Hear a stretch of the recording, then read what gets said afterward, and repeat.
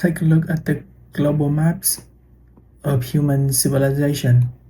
If you were tasked by an evolutionary anthropologist or cognitive scientist to select the two most powerful, iconic, and hyper-developed megacities that represent the absolute peak of modern urban engineering, your eyes would instantly lock onto two completely distinct geographical coordinates, New York City and Tokyo.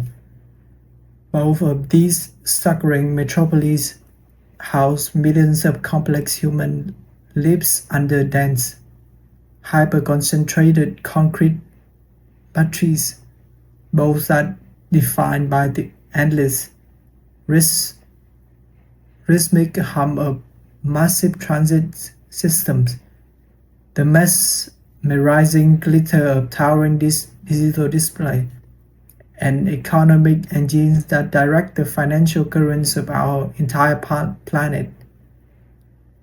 To the casual observer, they appear to be the identical symptoms of the same modern condition, the unstoppable drive of human species to pack itself into towering concrete jungles. But if you strip away the surface-level tourism, the famous landmarks, and the familiar postcard views, and instead analyze the physical bones, structural skeletons, and underground maps of these two urban titans through the lens of spatial psychology and neuroarchitecture, you confront a mind-opening revelation. New York and Tokyo are not just different cities, they're two entirely different paths to urban survival. They represent two conflicting, deeply entrenched human philosophies regarding how our species should inhabit space, manage extreme density, and protect its mental sanity from the relentless crush of the crown. New York is a monumental testament to the grid and the skyscraper. It is an architecture characterized by the aggressive, capitalistic expansion of steel, raw stone, and monumental glass blocks that thrust straight up into the clouds. It is a city that commands space through pure physical force, massive permanent materials, and an unyielding commitment to structural permanence.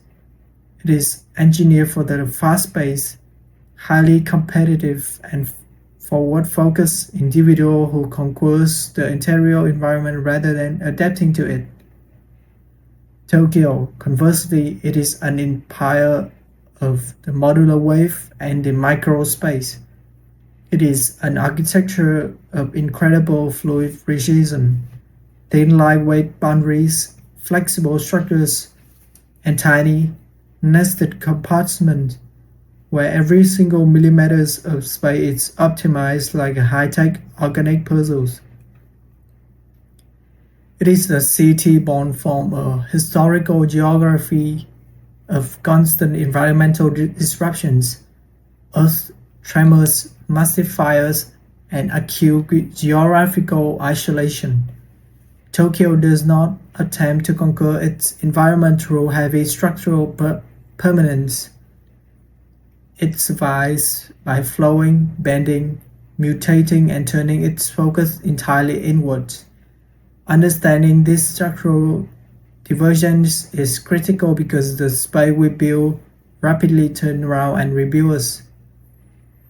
The geometry of your street network is silently formatting your walking speed, your neural mapping capacity, your stress hormone production, and your deep-seated definition of home.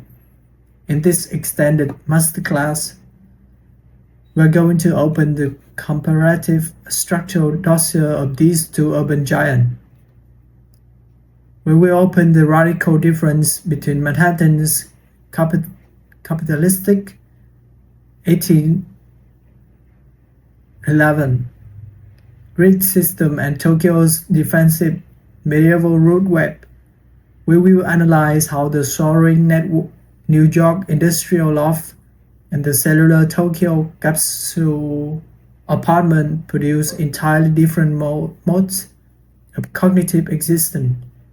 We will decode the invisible science of how New York architecture projects masculine power and exterior dominance, while Tokyo design masterfully curates interior intimacy, quiet privacy, and psychological retreat.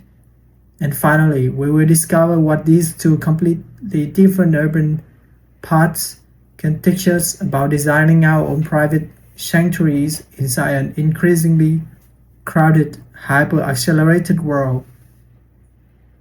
To fully comprehend why New York and Tokyo operate, feel, and manifest in completely opposite psychological dimensions, we must first dive beneath the concrete sidewalks and analyze the historical geometry of their original maps.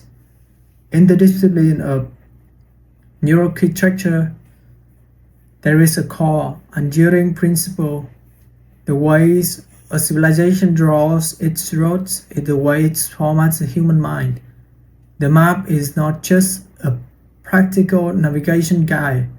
It is an invisible neurological software that dictates your walking speed, your focus, your memory retention, and your stress levels. Let us explore the blueprint of New York City, specifically the foundational island of Manhattan. In the early years of the 19th century, as the population began to explode due to global trade and migration, the city leaders realized they needed a definitive, total plan for future growth. In 1811, they published a revolutionary document known as the Commissioner's Plan. This plan took a wild, topographically complex and organic landscape filled with rolling hills, natural valleys, freshwater swamps, and winding indigenous paths, and decided to completely flatten it. The planners stamped a rigid, uncompromising mathematical matrix directly over the face of the earth.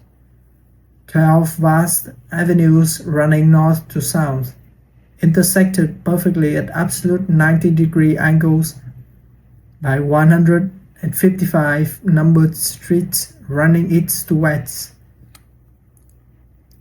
This was the birth of the rigid grid system. Under the lens of spatial behavioral science, Manhattan the grid is an architecture of pure, unadulterated, capitalistic rationality. The grid completely, deliberately ignores the natural geography of the earth. It treats land not as an organic, ecological matrix to be respected, but as a series of identical, interchangeable, and easily transactional rectangles of real estates. When a human being walks through a grid city, their spatial experience is defined by transparent, absolute logic. There is zero environmental mystery. Your brains always possess a perfect mathematical calculation of your coordinates. If you are standing on the 34th Street and your destination is on 50th Street, your mind does not need to wander or search. It instantly calculates the exact energy, time, and distance required to go across those 16 blocks. Cognitive psychologists have documented that this absolute spatial predictability creates a highly specific, unique urban mentality. The hyper-efficient, future-focused citizen, because the space offers no surprise, no hidden bands, and no architectural mystery. The mind does not look around, evaluate details, or appreciate the immediate environment. It focuses entirely on the future destination.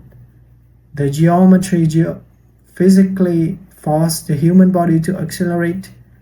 The physical future, the physical straightness of the avenues create an aerodynamic wind tunnel effect that pulls human flows forward at maximum velocity. The grid tells your brain that any pause is an inefficiency, turning the population into a hyperproductive army of movement, where speed is a virtue and time is money. It optimizes transactions, but it places a heavy tax on reflection. Now let us fly across the Pacific Ocean and step onto the street of Tokyo. If Manhattan is a crystal metric of rigid iron, Tokyo is a wild, living, and chaotic root system. Tokyo, originally known as Edo, was never formatted by a centralized mathematical council or an economic plan. It developed organically over thousands of years around a single central ideological and military node, the Shogun's Place, which is today the Emperor's Place. During the feudal era, the ruling shogunate intentionally designed the road of Edo not for capitalist speed or trade efficiency, but for military defense, structural deception, and psychological protection. They engineer a chaotic radial webs of winning paths, sudden dead ends, asymmetrical intersections, and hidden alleys. If an invading army or an outsider attempt to march through the city towards the central palace, they could not project a straight line of sight, deploy cavalry charges, or calculate distance. The very layout of the street was an active weapon of physical and psychological irritations designed to trap, split up, and confuse the intruder.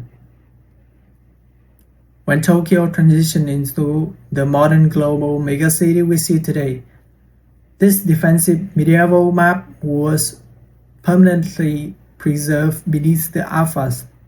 Today, Tokyo completely lacks a singular, centralized downtown core like Manhattan. Instead, it is a decentralized constellation of massive urban villages: Shinjuku, Shibuya, Ginza, Roppongi, each holding its own unique architectural and cultural identity. Most incredibly to a Western visitor, the vast majority of streets in Tokyo do not even have names. Addresses are calculated through a highly complex system of nested geographical areas, block numbers, and historical chronological numbers based on when the building was constructed. To a human being navigating Tokyo, the spatial experience is the absolute beautiful inversion of New York. You cannot navigate using abstract mathematics or linear numbers. You must rely entirely on localized landmarks, the specific architecture of unique subfunds, and an active, highlighted awareness of your immediate surroundings. This lack of linear predictability forces your brain's hippocampus to work overtime, actively constructing a cognitive map based on sensory anchors rather than numerical logic. Studies in cognitive geography reveal that these complex organic maps fundamentally rewrite the citizens' neural habits. Tokyo residents walk significantly slower than New Yorkers. Their brains registers a much higher memory recall of environmental micro details, and they develop an incredibly strong, deep sense of small-scale neighborhood identity. The chaotic maps force the human mind to drop its future-focused accelerations and become deeply present in the coordinate of the now. Manhattan's grid teaches you to conquer the distant, while Tokyo's web forces you to explore the intimacy of the pocket. The New Yorker lives in the straight line. The Tokyo days lives in a fluid curve. Once the historical geometry of the map has formatted the velocity and attention of the population, these two megacities must resolve the monumental problem of human density through completely opposing material and structural philosophies. This brings us to the profound confrontations between the New York vertical monument and the Tokyo elastic metabolism. New York City's architectural narrative is a story of grand, heavy, and enduring materials permanence. This engineered style was made possible by a unique geological accident. The island of Manhattan sits directly on top of a massive, incredibly stable foundation of ancient metamorphic stone known as Manhattan streets. This bedrock is so physically strong that it can support millions of tons of vertical weight without shifting. When the Industrial Revolutions delivered structural steel elevators, reinforced concrete, and massive capital to the island in the early 20th centuries, New York launches an aggressive, competitive vertical race to build monuments to cooperate powers. Structures like the Empire State Building, the Chrysler Building, and the modern glass towers of Hudson Yards are designed under philosophical mandate of absolute permanence. They use massive steel columns, heavy granite facings, and thick structural glass to project an aura of total invincibility against time, weather, and social change. Psychologically, the New York skyscraper is masculine monument to external dominance. It is designed to stand forever, a rigid marker in the sky that commands the horizons and forces the environment to yield to human will. It is an architecture that seeks to conquer the physical laws of nature through pure structural resistance. When a New Yorker goes home, they frequently live inside a residential translation of this vertical monument, the industrial luxury loft, or the classic pre-war brick apartment.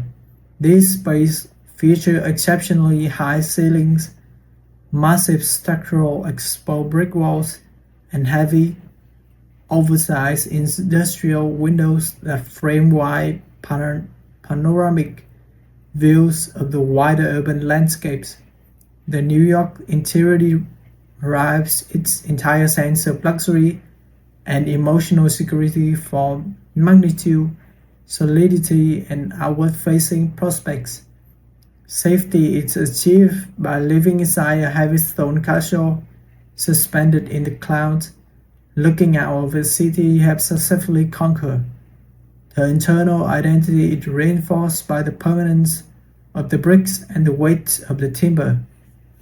But if you look at the structural history of Tokyo, you will discover that building a heavy permanent monument of stone and steel was historically an act of complete engineering suicide. Tokyo sits directly on top of the Pacific Ring of Fire, one of the most volatile tectonic fault boundaries on the face of the planet, where multiple massive continental plates continuously grind against one another. For 1,000 years, the architecture of Tokyo was subjected to a relentless, brutal cycle of catastrophic disruptions, massive earthquakes that shattered solid stone foundations, and scrubbing urban fires that turned entire neighborhoods of traditional timber houses into ash overnight. This environmental trauma forced Tokyo architects to completely reject the Western philosophy of structural permanence and monumentality that relies a deep natural truth. If you build a wall to be perfectly rigid, the kinetic energy of Earth will simply snap it in half. Survival will require radical shift in thinking, the total embrace of elasticity, transience, and metabolism. Following the near-total destruction of World War II, the group of radical, visionary Japanese architects launched a monument movement that would change modern design. The Metabolist movement, led by legends like Kenjo Tange, Kisho Kurokawa, and Fumi Hikomaki. They argue that the city should no longer be designed like static, permanent monument. Instead, it should be engineered like a living, breathing organic body. Buildings should possess a permanent concrete core, like a tree trunk, but the individual living space should be designed as modular, interchangeable capsule that can be clipped on, removed, recycled, and replaced as the needs of population shift and change. The absolute icon of this philosophy was the legendary Nakajin Capsule Tower in Tokyo. Constructed in 1972, it featured a central concrete core holding 140 individual factory-assembled steel capsules. Each capsule was a second-contained micro-living module measuring just 4 meters by 2.5 meters, the exact spatial dimensions of a traditional Japanese tatami tea room translated into industrial steel. The capsule features a single circular porthole window, a built-in bed, a folding desk, and a modular bathroom unit engineered down to the exact millimeter like a cockpit incised by rocket. It treated the domestic home not as a permanent piece of real estate, but as a replaceable consumer module. Although the Nakajin Tower was eventually demolished, its deep philosophical DNA completely dictates the modern reality of Tokyo architecture today. Tokyo survives through a process of continuous architectural reincarnation. The average lifespan of a residential building in Tokyo is just 30 years, compared to New York where buildings routinely stand for well over a century. Tokyo does not view a house as a permanent heirloom to be hoarded. It treats it as a flexible evolutionary shield. Modern Tokyo's skyscraper residential towers are masterpieces of elastic engineering. They do not fight earthquakes with rigid mass. They sit on massive underground networks by hydraulic rubber shock absorbers, liquid dampers, and flexible steel joints that allow the entire building to sway, bend, and distort safely when the tectonic energy strikes. New York architecture is a stone phalanx standing unyielding against the storm, while Tokyo architecture is a bamboo reed that bows gracefully to the earth's tremor, absorbs the shocks, and stands back up when the danger passes. New York builds for eternity. Tokyo designs for the cycle of life. This structural divergence between vertical permanence and elastic modularity creates a profound daily contrast in how the citizens of these two megacities manage their personal interior psychology, spatial privacy, and sensory health. In New York City, because the residential space is exceptionally expansive and heavily restricted by the narrow dimensions of the 1811 grid, the psychological boundaries between the public sphere and the private sanctuary is highly volatile. New York apartments are often plagued by severe acoustic leakage. You can hear your neighbors walking on the ceiling above you, the ring of water pipes inside the walls, and the constant low-frequency rumble of sirens, traffic, and construction passing outside your window. The external chaos of the city routinely breaches the perimeter of the home, keeping the occupant's nervous system in a state of low-grade sensory alert.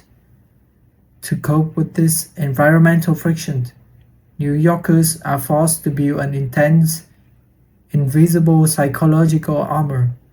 They develop a cultural defense mechanism known to urban psychologists as urban place, a state of deliberate emotional detachment, called unresponsiveness, and sensory filtering designed to block out the overwhelming stimulus of the external crowd.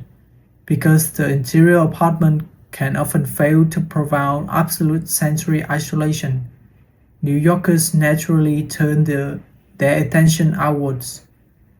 They seek validation, socialization, and emotional escape in the public theater of the city. Its grand public parks, glittering rooftop bars, and ribbon streetlights. The New York soul is fundamentally oriented towards exterior performance, outward expansion, and environmental conquest. The home is an operational base, the city is the stage.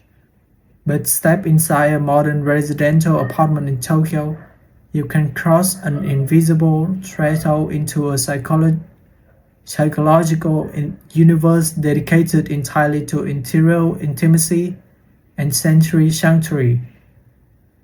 Because Tokyo houses are engineered down to an ultra-micro scale, where a standard studio apartment for young professionals might measure less than 20 square meters, the architects cannot rely on sheer physical magnitude to create comfort. Instead, they use a master-level application of micro-calibrations and sensory layering. Tokyo residential design is an absolute masterclass in the psychological expansion of small spaces. Architects completely reject the Western use of heavy, swinging wooden doors that cut a room into fixed, static fragments and wasted, valuable floor areas. Instead, they utilize light, fluid, and horizontal sliding shoji panels or flush pocket doors made of light timbers and translucent glass. These sliding barriers allow the apartment to behave like a living, breathing accordion. During the active morning hours, the panels are slit open, creating a single, wide, and unblocked open-plan space that allow natural sunlight to flood across the entire floor plan. At night, the panels are smoothly drawn shut, transforming the single room into tight, nested, and secure sleeping cocoons. Privacy inside a Tokyo microspace is not a fixed wall. It is a fluid, movable boundaries that adapts to the shifting needs of your biology. Furthermore, Tokyo architecture manages the density of millions of neighbors packed wall to walls through absolute acoustic and visual isolation. Modern Japanese apartment construction utilize multi-layers, high-performing acoustic drywalls, and precision-engineered rubber seals around every single window and door frame. When you close the front door of a Tokyo micro apartment, the silence is immediate, absolute, and almost shocking. The roar of the world's largest megacity is instantly dropped to 0 decibels. This acoustic shield is further enhanced by an interior aesthetics that prioritizes low sensory neutral tones, soft beige lamp washes, unpolished light shadow wood grains, raw linens, fabrics, and soft indirect lighting built smoothly into baseboard or hidden floor tracks. Because the apartment is tiny, the design intentionally eliminates all visual friction and loud color patterns.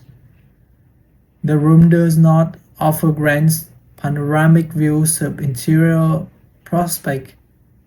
It deliberately draws your focus inward towards a single, beautifully curated focal point: a small indoor plant, a minimalist ceramic case, or a soft light glowing in a quiet corner. While the New York apartment functions as an outward-facing observation platform designed to look out over a kingdom you have conquered, the Tokyo apartment functions as a high-performance psychological cocoon, a soft, silent, and highly intimate space engineered specifically to wrap your tired nervous system in a blanket of absolute peace, shielding your mind from the digital and physical noise of the empire outside.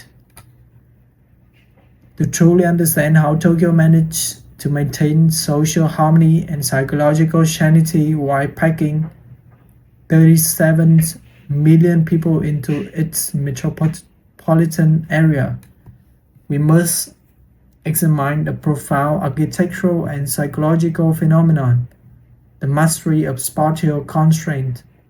In the West, limitation is frequently viewed as a failure, a financial deficit, or an unfulfilled ambition. In the architectural lineage of Japan, constraint is treated as the ultimate catalyst for spatial genius. When a Tokyo architect sits down to design the modern urban residential dwelling on a remnant silver of land, perhaps an irregular triangle left over between two railway tracks measuring less than 30 square meters, they do not attempt to replicate the expansive, linear vocabulary of the Western home. They apply a highly sophisticated strategy known as extreme micro-calibration. They design from the inside out, treating the interior space not as a hollow container to be filled with commercial furniture, but as an integrated, multifunctional machine where the architecture itself performs the utility of the furniture. In these micro-homes, walls are never simple partitions. They are thick, highly active vertical membranes. A single structural wall is engineered to contain hidden, push-to-open walnut storage panels, a fully fold-out workstation desk, an integrated climate control system, and a concealed bed mechanism that disappears completely into the vertical plane when the occupant wakes up. By converting the perimeter walls into active utility storage, the architect successfully reclaimed 100% of the central floor area for human movement. This small room does not feel claustrophobic because it remains visually empty. The architecture creates an illusion of spatial abundance out of reality of absolute limitation. This micro-calibration is further elevated by the deliberate use of visual and axial layering. In a standard New York apartment, you can often see the entire scope of the layout from the front entrance. The kitchen flows directly into the living room, with lid straight into the window. This immediate exposure strips the space of its mystery, allowing the brain to instantly calculate its small boundaries and triggering a subconscious feeling of being trapped in a box.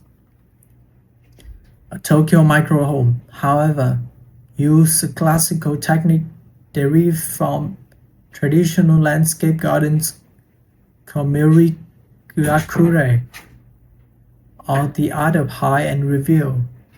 Even inside a tiny 30 square meter apartment, the architect will introduce subtle, low-profile partitions, shifting floor levels, and translucent sliding screens that block the immediate lines of sight.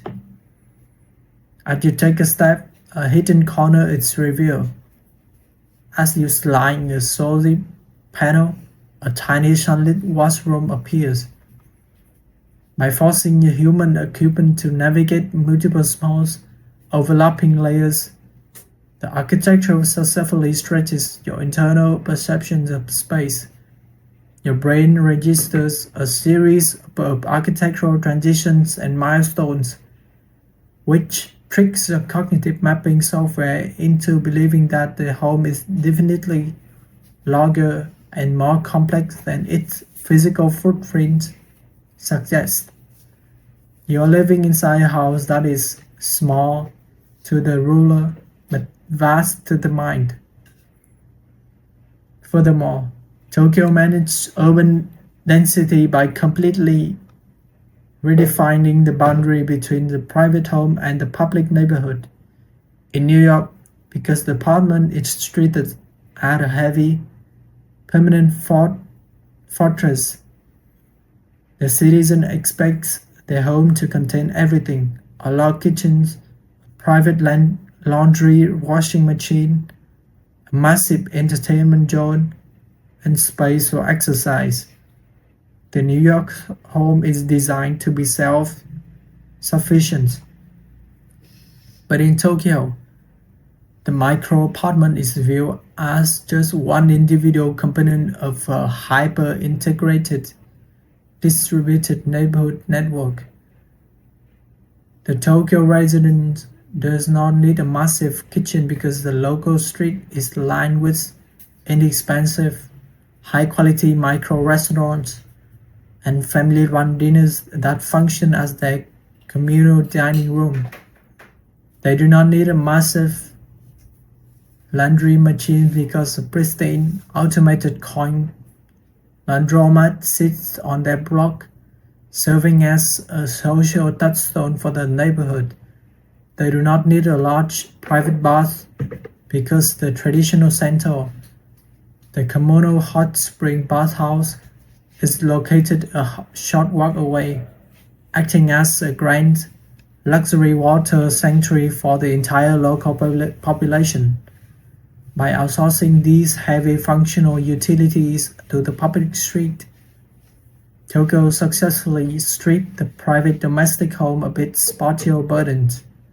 The micro-apartment can remain dedicated entirely to its primary biological and psychological purpose: to be a silent, unburdened, and peaceful container for deep sleep, mental recovery, and internal reflection. The city itself becomes the extended architecture of your home. We have traveled a magnificent, deeply mind-opening road together over the last 40 minutes, dismantling the hidden comparative blueprints of the world's most powerful megacities. We have analyzed the historic confrontation between Manhattan's capitalistic 1811 grid system and Tokyo's defensive medieval root web. We have opened the evolutionary struggles between vertical stone permanence of the New York skyscraper and the elastic, modular metabolism of the Tokyo capsule. And we have explored the radical contrast between the architecture of exterior dominance and an architecture of interior intimacy. Across every single one of these structural comparisons, we are confronted with a beautiful, deeply liberating realization. There is no single correct way to construct an environment for human happiness. The New York skyscraper was never just engineering. It was a physical manifestation of human ambition, vertical drive, and outward performance. The Tokyo micro capsule was never just a small box. It was a masterpiece of biological empathy, flexibility, and spatial survival. Both these cities are massive, living testament to the incredible capacity of the human species to mold the physical Earth into a reflection of its internal psychology. An analysis of these two opposing parts provides you with the ultimate soaring blueprints to analyze and modify your own private living conditions. You do not need to move across the planet or buy expensive real estate to apply these principles inside your own home.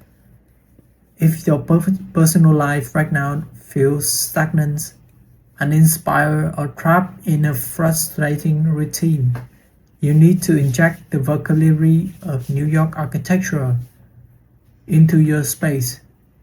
Clear out low boundaries, build strong vertical lines, open your window winds to embrace exterior prospects, and design an open layout that drives your mind forwards towards your future goals.